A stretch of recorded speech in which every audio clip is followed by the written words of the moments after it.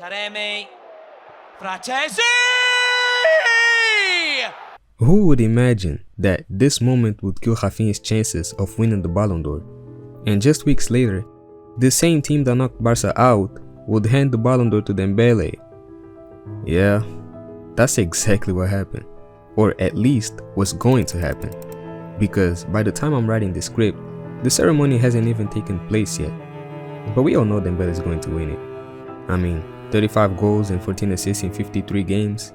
He was clearly one of the best players in the world last season. Numbers like that are tough to beat. But Raphinha did, in fact, beat them. 34 goals, 22 assists in 57 games. So why didn't he win the Ballon d'Or? The biggest argument for Dembele is that he won the treble, helping PSG become only the 11th team in history to achieve that feat. But that's a team achievement, so is it really fair to reward a slightly worse player just because his team won more? And how much should team success actually affect who wins the Ballon d'Or?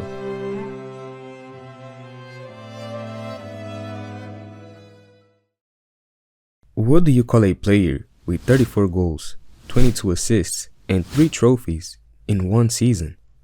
The next Ballon d'Or winner? The best player in the world?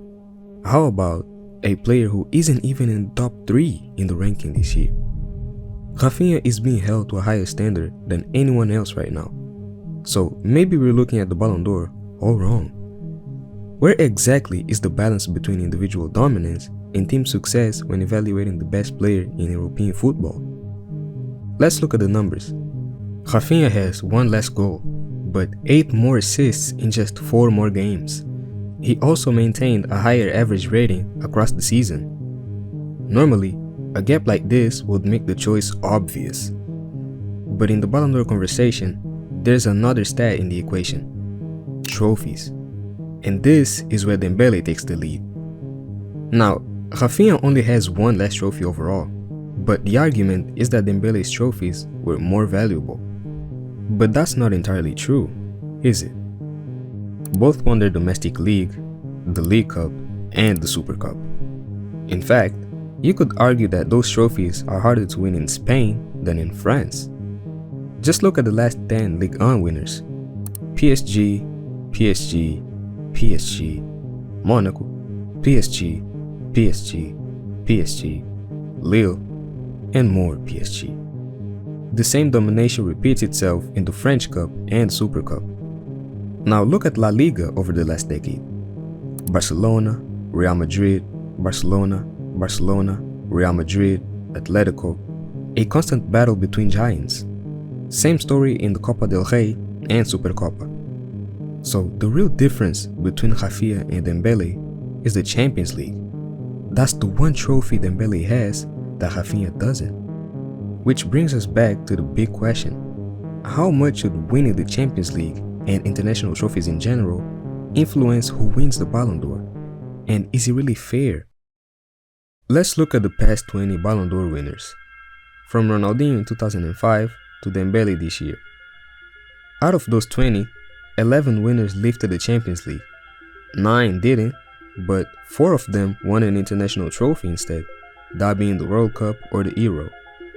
This means that 75% of the time, the Ballon d'Or goes to someone who either won the Champions League or an international tournament.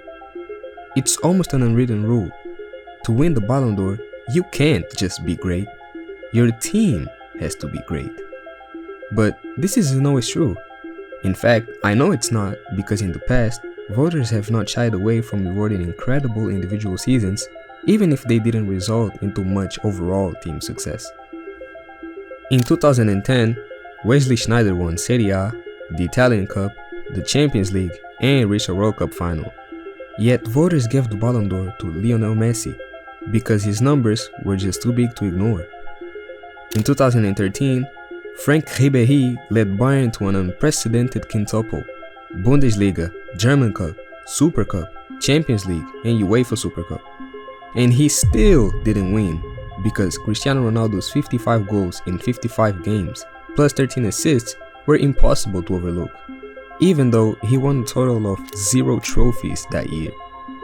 In 2005, Ronaldinho was knocked out of the Champions League in the round of 16. He won just one trophy that year, and yet voters were so enamored by his magic that he won the Ballon d'Or by nearly 100 points. And a similar case happened last season, but with a different outcome. Mohamed Salah had maybe the best season of his career. 34 goals, 23 assists in just 52 games. He led Liverpool to the Premier League title and equaled the record for the most goal contributions in a single campaign. In 2005, that kind of season would have won him the Ballon d'Or easily. But in today's football, he barely even gets him a spot in the top 5. Because nowadays, winning or losing the Champions League matters more than actually being the best player in the world. Think about it. If Barcelona had beaten Inter and then gone on to beat PSG in the final, even if Raphinha had played his worst 2 games of the season, he probably would have won the Ballon d'Or. So again, what does this award actually reward? The best player in the world or the best player on the best team?